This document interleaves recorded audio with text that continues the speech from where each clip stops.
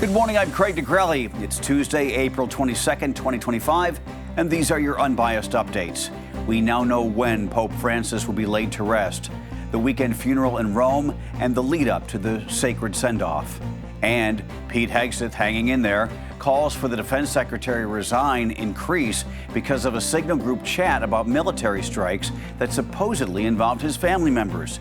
Who's questioning his leadership and what the president said? From the Straight Arrow News Studio, bringing the stories that matter to you from across the United States and around the world, these are today's Unbiased Updates. New this morning, the Vatican has announced funeral services for Pope Francis will be held this Saturday, April 26th. The College of Cardinals says the public viewing of Pope Francis will begin Wednesday in St. Peter's Basilica after his casket is taken by procession from the Apostolic Palace where he lived. His funeral is now set for Saturday at 10 a.m. in St. Peter's Square. Per his request, Francis will be buried in a simple tomb in Basilica of St. Mary Major, outside the Vatican walls. President Donald Trump announced Monday night he and First Lady Melania will attend the funeral. Meantime, Kevin Farrell, a cardinal from the United States, has become the acting head of the Vatican. Cardinals are gathering in Rome to elect Francis's successor. Many will be arriving today from all over the world. It's a process that typically takes between 2 and 3 weeks. There are 135 cardinals under the age of 80 who are eligible to vote. They're expected to begin the process known as the conclave in early to mid-May at the Sistine Chapel. Pope Francis died at the age of 88 after suffering a stroke that led to heart failure. Defense Secretary Pete Hegseth is now facing calls to resign from within his own party after it was revealed he took part in a second Signal chat discussing American plans to strike at Houthi rebels in Yemen.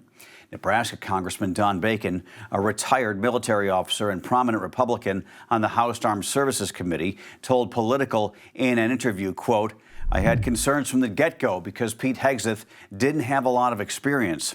I like him on Fox, but does he have the experience to lead one of the largest organizations in the world? That's a concern."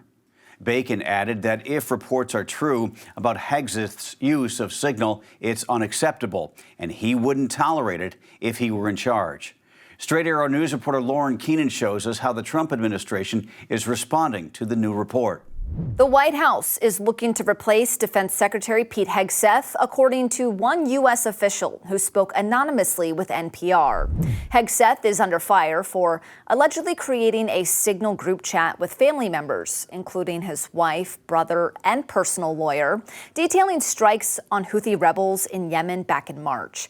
It also came to light last month that in another Signal chat, Hegseth shared U.S. military operations with a group of senior U.S. officials, which also included a journalist with The Atlantic. Signal is a free open-source messaging app that offers end-to-end encrypted texts, calls, video chats, and group messages. Critics, including Democratic lawmakers, are calling for Hegseth's resignation, citing concerns over national security and the mishandling of classified information. Hegseth responded to the media reports when taking part in the Easter activities at the White House Monday morning. You know, what a big surprise that a few leakers get fired and suddenly a bunch of hit pieces come out from the same media that peddled the Russia hoax. The Pentagon has been investigating internal leaks, which has led to the dismissal of senior officials, Dan Caldwell and Darren Selnick, and the resignations of top Pentagon spokesperson John Elliott, as well as Hegseth's chief of staff Joe Casper. In response to the NPR article, White House Press Secretary Caroline Leavitt posted to X saying, "This NPR story is total fake news based on one anonymous source who clearly has no idea what they are talking about." As the president said this morning, he stands strongly behind the Secretary of Defense.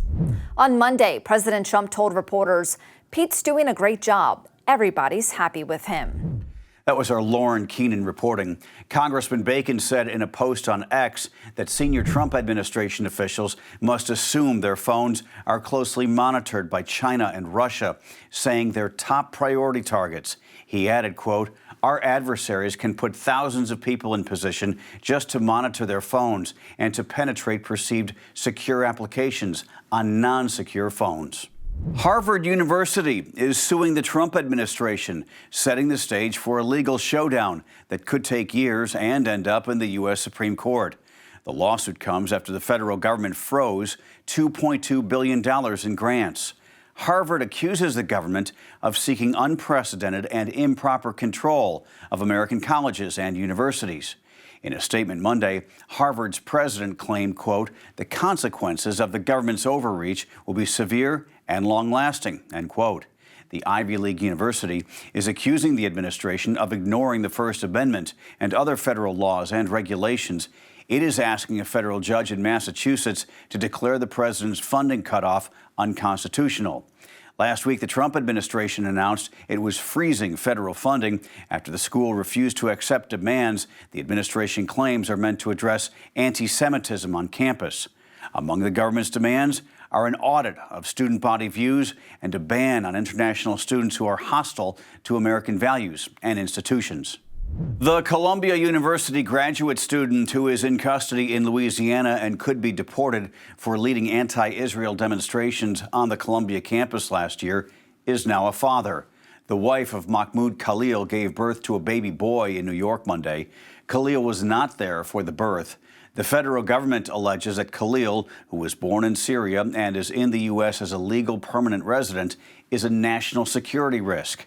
An immigration judge in Louisiana sided with the government and ruled he can be deported.